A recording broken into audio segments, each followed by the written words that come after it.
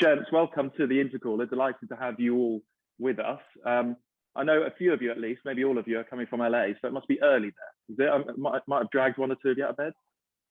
Why? Does it look like we've been dragged out of bed? No, not at all. By the way, the only person who doesn't look like they're dragged out of bed always is Mark Stubbs. That's right. Roger is actually a former rock and roll star, so he always has kind of like bedhead hair.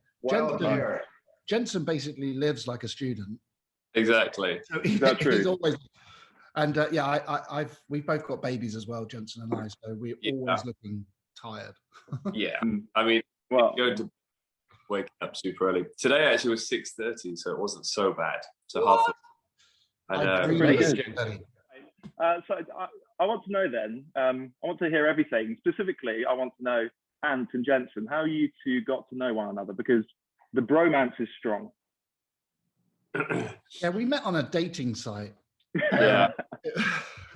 No, we talk very passionately with this project. The word timing keeps coming up, and it's because it is, kind of fascinating timing. If you think about the timing of particularly Mark, Jensen, and I, three Brits, just happened to be here in California at exactly the same time. We happen to be exactly the same age.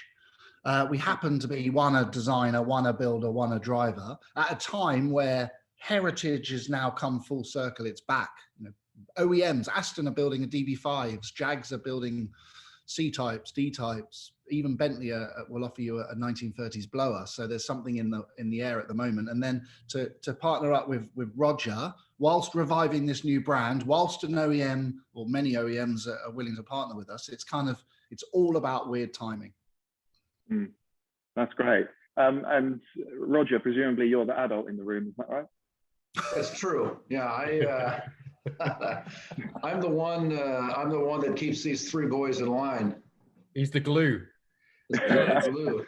I'm gonna start calling you Dad or Granddad. Granddad will work. It's okay. I'll take it. Yeah, we're three very excited schoolboys, but with lots of experience and hopefully skill. But this is super exciting, and once you're able to see what Mark has designed, it's really bloody exciting. So Jensen, is this the sort of thing that you imagined yourself getting into once your full-time racing days are behind you, or did this just sort of this opportunity appear and you thought, I have to? Well, I think every driver that races in F1, when they retire, they hope to be probably working with a manufacturer post F1, as an ambassador for the future. And for me, I've jumped around with different manufacturers, and I've worked with a few, one in particular, but it just didn't go in. We didn't go in the same direction with thinking about the future. And this I thought was a fantastic opportunity, because it's not working with one manufacturer as such, but it's working with a brand that has so much history.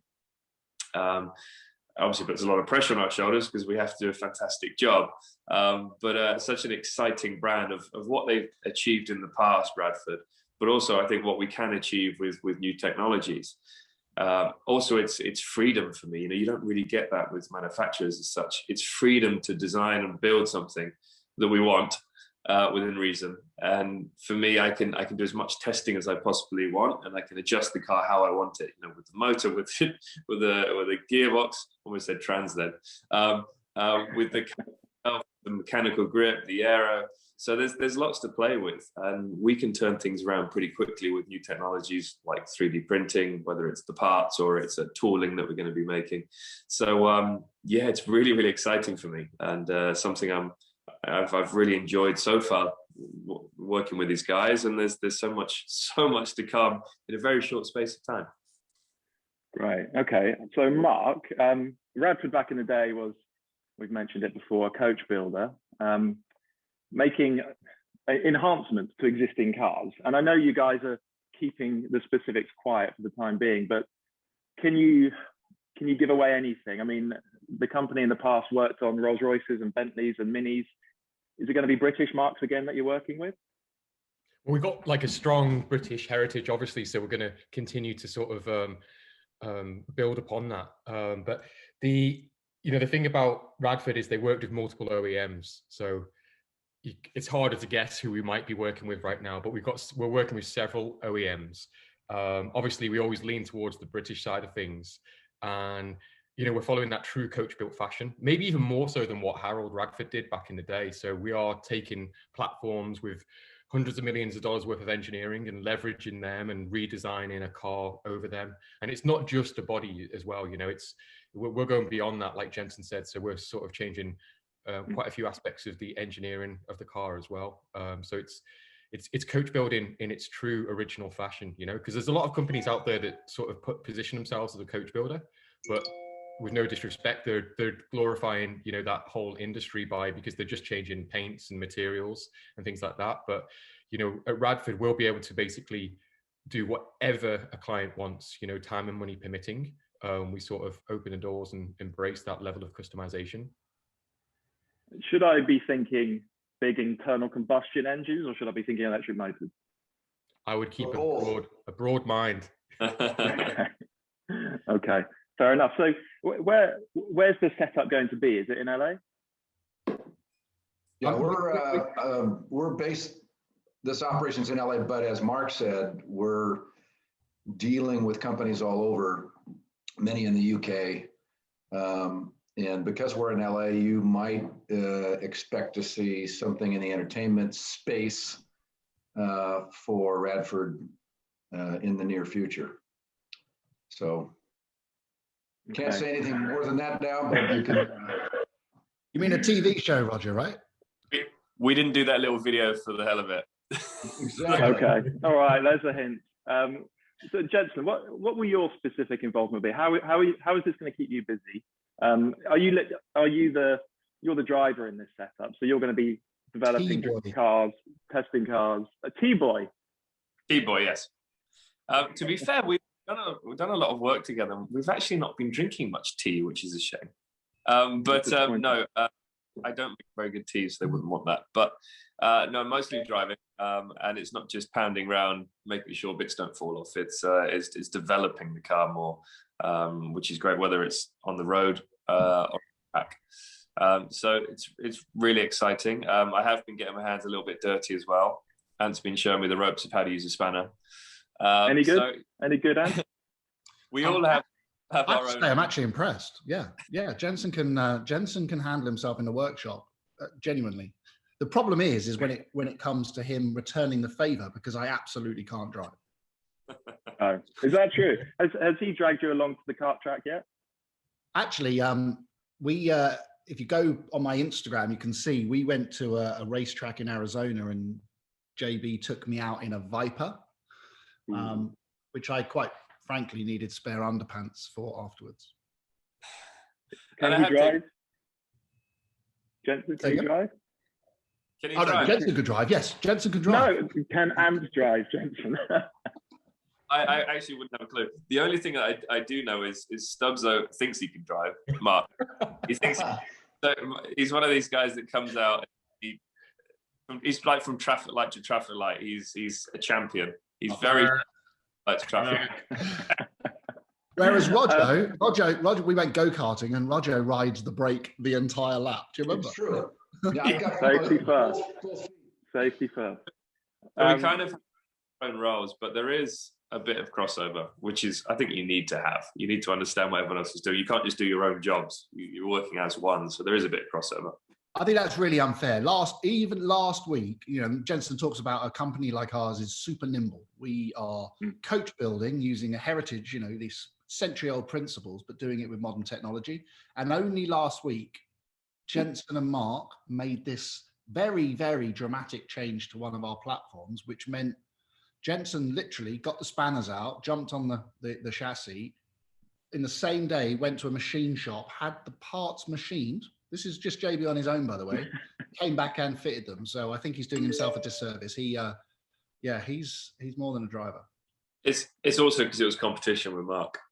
Yeah, true. And but Mark got his done quicker than you. So. Mucking in then. So Jensen, you've got this new Radford project on. You've got Extreme E going on this year. You've got your Williams role. presumably a bit of F1 punditry, a GT team, a young family. You don't just want to put your feet up? Well, first of all, just saying that I'm not involved with the GT team anymore. They're off doing their own thing, and it's it's still not that busy. It's compared to most people that have a 9-to-5 job, it's not super busy. I am traveling a bit, which is a shame because it's I can spend sort of 2 weeks away from the little dudes. But no, everything I'm doing is stuff that I love. So don't worry about being a little busy. It's all really, really exciting. I love the punditry stuff on TV with Sky Sports and working with Williams. I mean, a team that I have so much history with. And I'm really excited to really sink my teeth into that. Obviously been on a lot of Zoom calls with them, but in terms of face-to-face, that hasn't happened yet. So looking forward to that. I think this fits in perfectly. I really do. So, working as part of Radford is something for the future. It's so exciting for me, and it's not an overnight thing. This is long term, and I'm really looking forward to the journey. While I've got you, I just want to ask quickly about Extreme E, because you're going up against a hero of mine, Sebastian Loeb, in a rally car on loose surfaces. How are you feeling about that? Well, if I beat him, you guys just think it's embarrassing for him, aren't you? That's the way. So no, I mean the lineup is insane. I've never seen anything like it. It's the best drivers from all around the world doing their own things and off-roading. They're all coming together in this Extreme E series. So I think it's a great category. We really don't know how the racing is going to go yet, or if I'm going to be any good whatsoever. But you're going to be great. You're going to be great.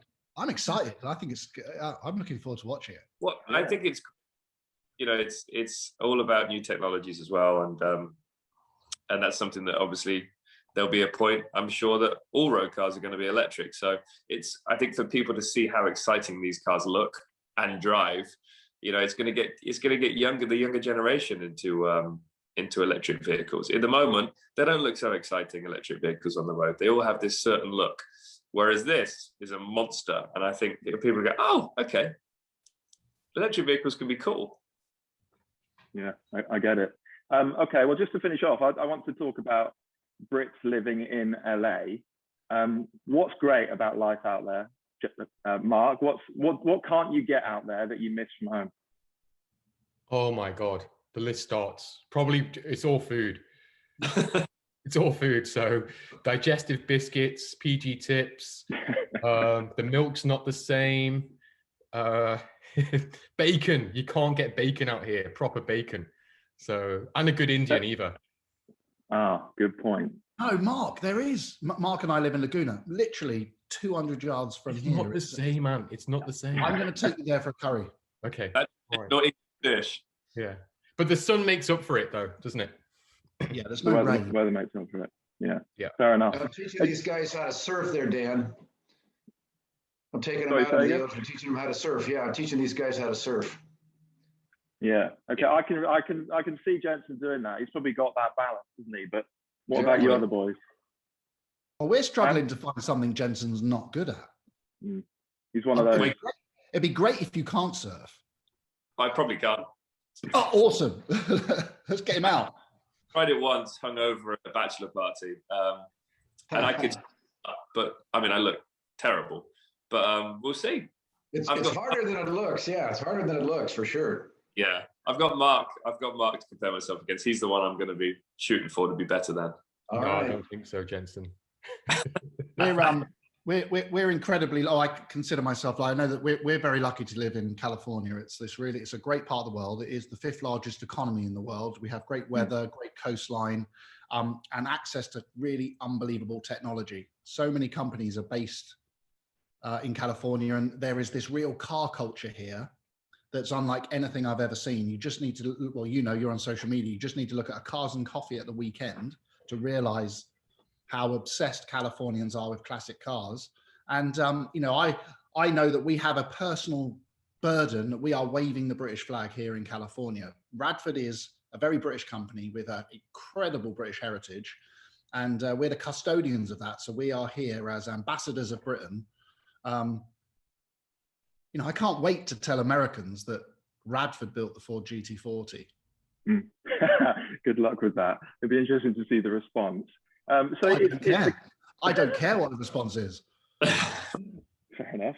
So it is the case then that it's always said about the UK, isn't it, that with the automotive industry, the engineering industry we have here, the motorsport industry, it's a proper hotbed for cars in that sector. But that's also true out in California.